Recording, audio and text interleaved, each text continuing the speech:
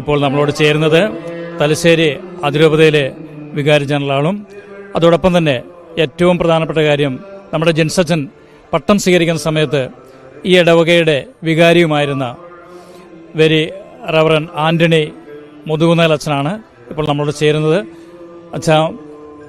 അച്ഛൻ്റെ കാലഘട്ടത്തിലാണ് ഷിൽസച്ചൻ തിരുപ്പട്ടം സ്വീകരിച്ചത്.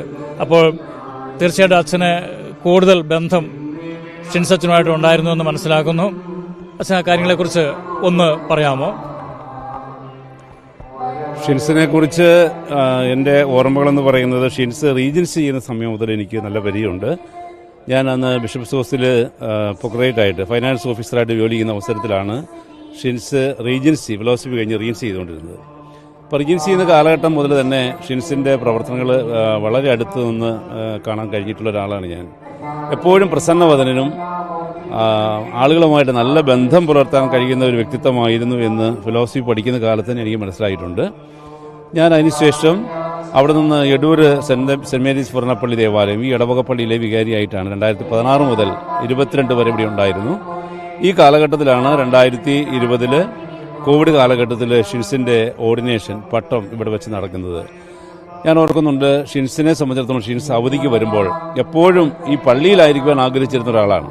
എന്ന് പറഞ്ഞാൽ വീട്ടിൽ അത്യാവശ്യ കാര്യങ്ങൾക്ക് പോയാൽ പിന്നീട് കൂടുതൽ സമയവും ഈ പള്ളിയിൽ വരികയും ഇവിടെ ഞങ്ങളോടൊത്ത് ആയിരിക്കുകയും ഈ ഇടവകയുടെ എല്ലാ കാര്യങ്ങൾക്കും വേദപാഠം പഠിപ്പിക്കാനും കുട്ടികൾക്ക് പ്രത്യേകിച്ച് നമ്മുടെ അൾത്താര സംഘത്തിലെ കുട്ടികൾക്ക് പരിശീലനം കൊടുക്കാനും അതുപോലെ ഇടവകയിലെ ഏത് കാര്യങ്ങൾ വന്നാലും ഷിൻസിൻ്റെ സാന്നിധ്യം ഉണ്ടായിരുന്നു.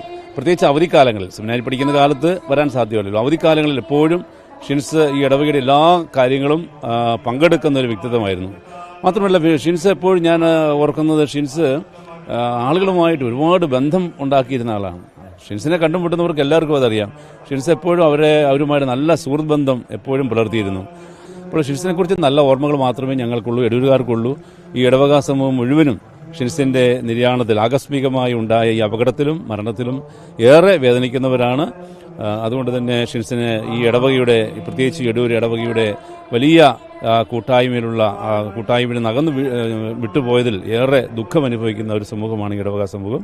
ഈ ഇടവകയുടെ പേരിൽ, പ്രത്യേകിച്ചും ഇവിടുത്തെ നല്ലവരായ ആളുകളുടെ പേരിലും എൻ്റെ വ്യക്തിപരമായ പേരിലും ഷിൻസിൻ്റെ ആത്മാവിന് നിത്യശാന്തി നേരുകയും അനുശോചനം അറിയിക്കുകയും ചെയ്യുന്നു.